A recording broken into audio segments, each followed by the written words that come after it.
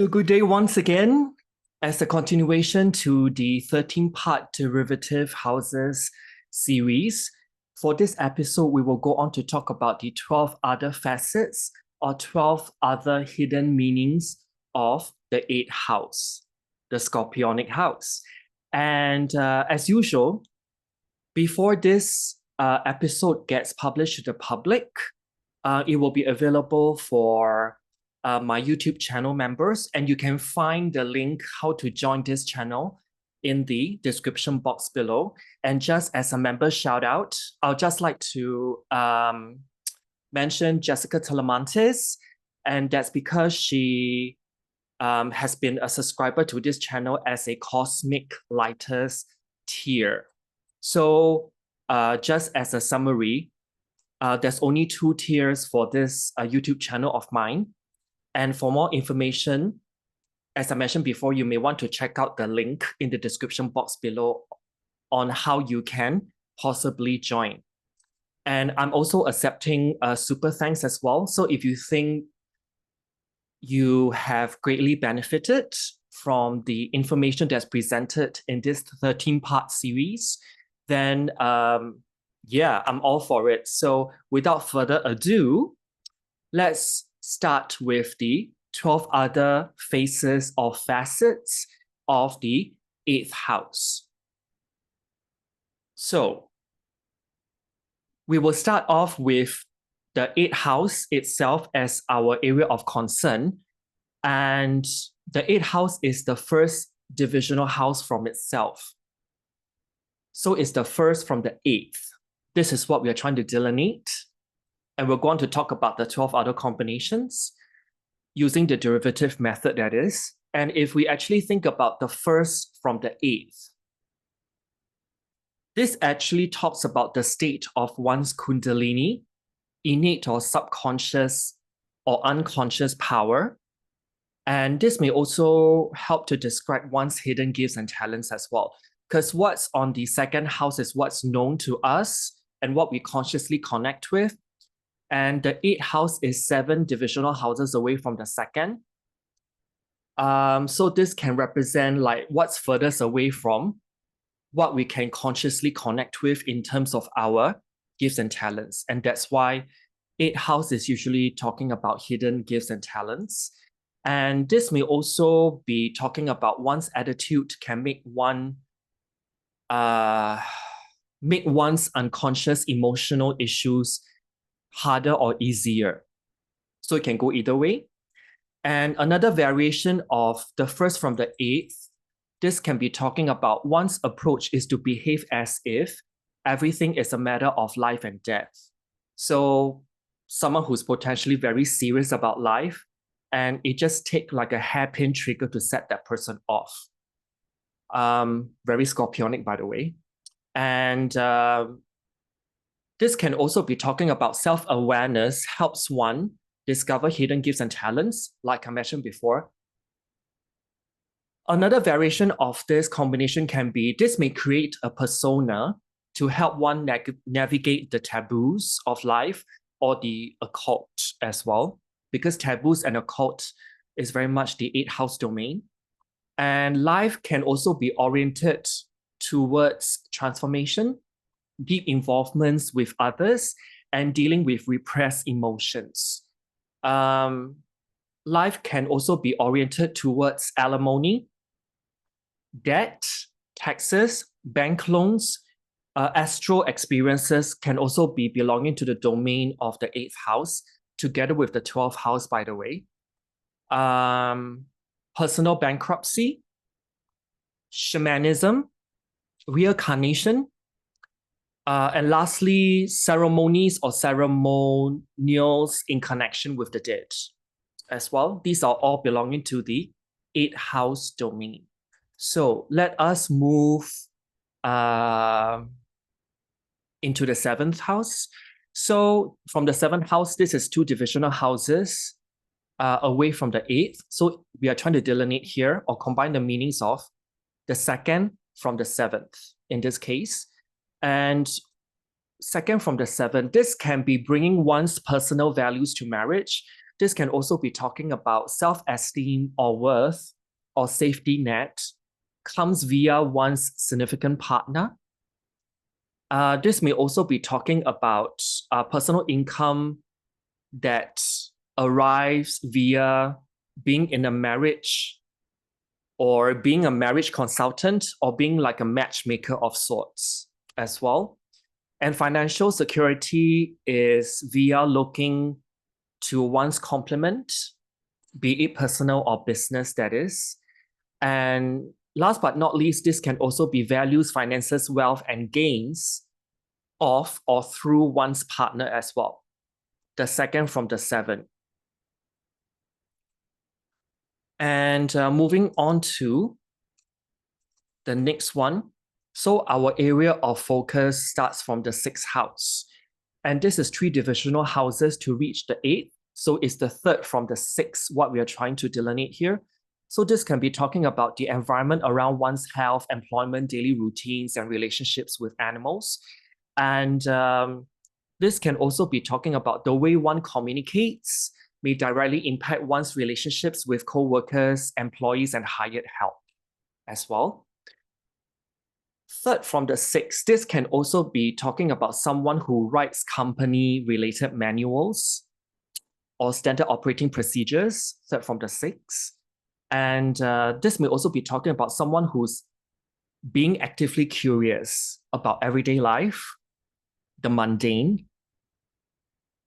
This may also be talking about someone that may be working as a receptionist at the clinic. A receptionist is three divisional houses away from something.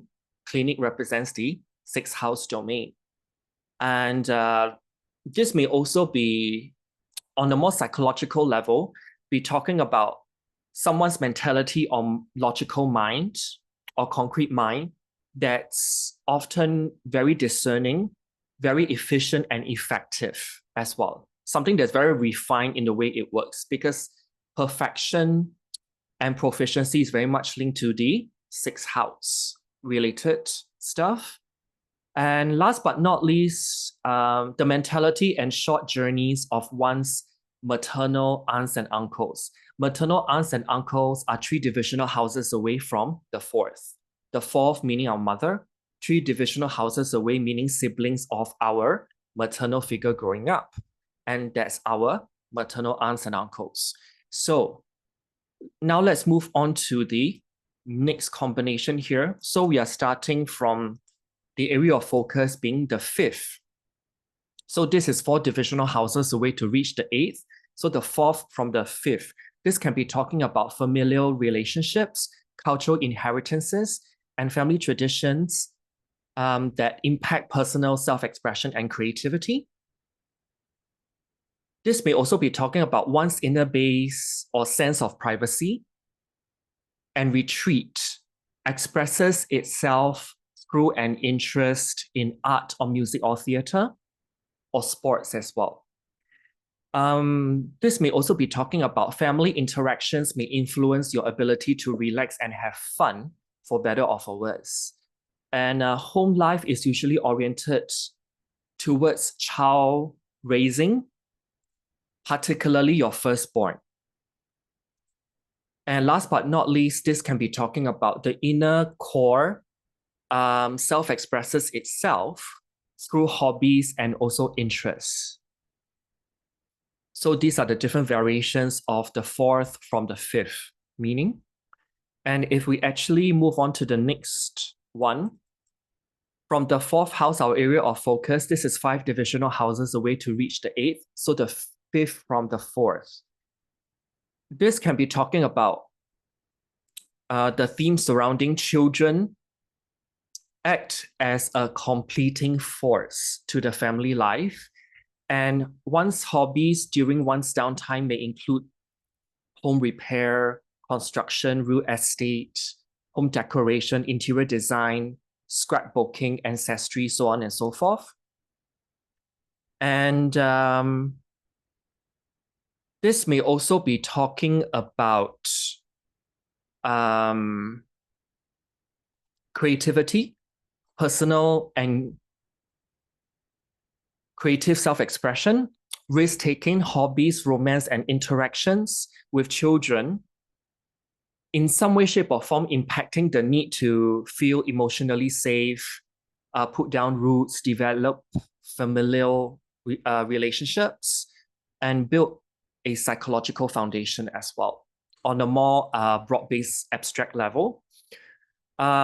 This may also be inferring that one's hobbies may have a cultural component or flair to it as well.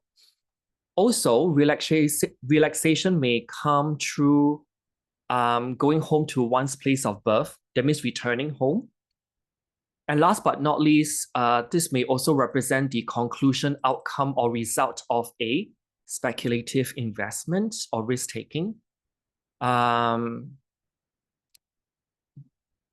This may also be talking about the home property or end of life of one's children, particularly the firstborn as well. Basically, the combination right before this, the fourth from the fifth, right now we are doing the fifth from the fourth, you will actually see there's some overlapping, but it all boils down to how you actually phrase it, to be honest. So as we move on to the next one, this time we'll start off with the third house. This is 6 divisional houses away to reach the 8th. So the 6th from the 3rd. This is what we are trying to combine here. And this can be talking about that which serves one's cousins, neighbors, aunts and uncles, and siblings, particularly the firstborn sibling, or the one that's immediately before or after us. That will be the domain of the 3rd house. And for the rest of the houses that represent the 2nd immediate sibling to us or 3rd immediate sibling to us, you may refer to the first few episodes of this 13-part series to understand more about that. Which house actually represent who? Another combination here can be, you may want your work environment to be stimulating, because the 3rd house can be representing a part of your life that you need stimulation for and continuously. And this may also be talking about health issues may begin when one is out of sync with your need to communicate or communication-related issues. This may also be talking about someone who's a potential animal communicator or whisperer, 6 from the 3rd. This can also be talking about someone who's working in the capacity of a functional or working writer, or someone whose work actually revolves or involves a lot of emailing, Twitter, Facebook, blogging, and also other social media activity. I can clearly relate to this because this is what I do day in and out. And so 6 from the 3rd. So this results in the 8th house. So 6 from the 3rd, this can also be talking about the work environment must allow one to use one's communication skills actively. And last but not least, the health and servants of one's siblings, 6 from the 3rd, particularly the one who's immediately before or after you. This all depends on whether you're the eldest in the pecking order or sibling constellation, that is. So now let's move on to the 2nd house as our area of focus. So this is 7 divisional houses away from the 8th. So 7th from the 2nd. This can be talking about themes around cooperation, conflict, significant partnerships and negotiation, having an impact on financial stability and security, defining one's personal values, and also accumulating possessions. So indirectly, this can be talking about wanting a partner who will contribute to one's material well-being, or the way one cooperate or cause conflict has an effect on one's personal income. Other variations of this combination, seventh from the second, can be being married to one's object attachment, money and possessions. Or this can mean partners are objectified as personal possessions. This can also be talking about one's possessions can be polarizing or controversial in some way, shape, or form as well. So now let's move on to the next one. So we are starting from the first house as our area of concern. This is 8 divisional houses away from the 8th. So the 8th from the first, okay? This is what we are combining the meanings for in this section. So this can be talking about an interest in shared finances or one's attitude to life and death, or a tendency to live life at extremes is one of the first things that people notice about oneself. This may also be talking about sexual or intimate partners have to bend to one's own behavior and mannerisms. One's interest in the occult may also be evident in one's appearance and presentation to the world. So a person that may be wearing a lot of like pentagrams, you know, occult symbols, this and that. That's how you see them in the world. So they wear the occult literally on their body. That's how they present themselves. This may also be talking about a detective or investigator approach to the world at large. And last but not least, the vibe of being a tax or bank loan officer is the first impression another picks up on. So for the next combination, we will start off with the 12th house. So this is 9 divisional houses away to reach the 8th. So this is the 9th from the 12th. This can be talking about expanding horizons, overseas traveling, publishing, and exploring foreign culture and belief systems. Gives an impact to the need to release grief and sorrow, spend time alone, melt into formless bliss, escape from reality, and become aware of one's own self-destructive or self-undoing tendencies. One's personal belief system may lead one to become involved with or volunteer with themes of inmates, because 12th house can be talking about prison, the institutionalized, charitable organizations, or the hospitalized. The second half of the sentence talks all about 12th house related places and people that's associated with those locations. And karma may stem from one's attitudes of intolerance as well. And another variation of this meaning can be religious sacrifice is a topic that one publishes on. And last but not least, religious attitudes and long journeys of one's paternal uncles and aunts. Because paternal uncles and aunts is 3 divisional placements away from the 10th. So depending on whether you were raised by a single parent or you have both parents around, usually I associate the 10th house as the maternal figure growing up. Notice that I just now mentioned paternal aunts and uncles in my statement. This can also be true as well. This may also be talking about maternal aunts and uncles. And this all boils down to whether you are raised by a single parent or both biological parents are still around. So the 12th house, this is 3 divisional houses away from the 10th. So it's the sibling of a parental figure. And the 10th house is usually talking about our maternal figure growing up. So this can be, if both of your parents are around, this can be maternal aunts and uncles. But if you grew up in a single household where only the fatherly figure can be around, This can also give an indication of paternal uncles and aunts as well. So if you actually take a note in earlier episodes, the 6th and the 12th house axis, this really talks about the sibling figure to our parents or parental figure growing up. But this can also be talking about the thinking patterns and the belief systems or philosophy of our parents as well.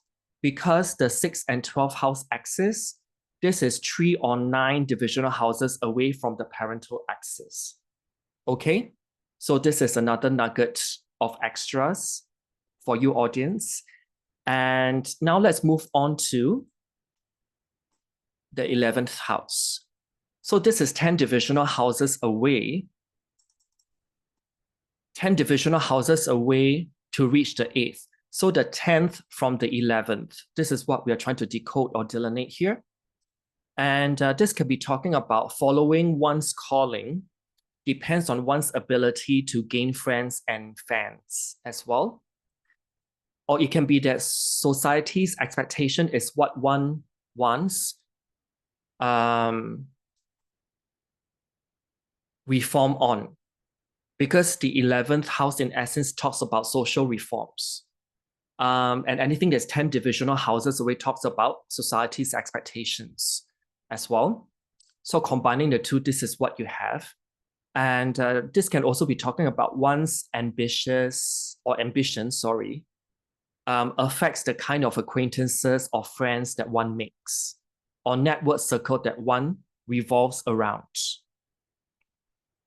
Also, the vocation, career, or profession involves working for social causes and movements, or it somehow involves the restructuring of organizations and groups.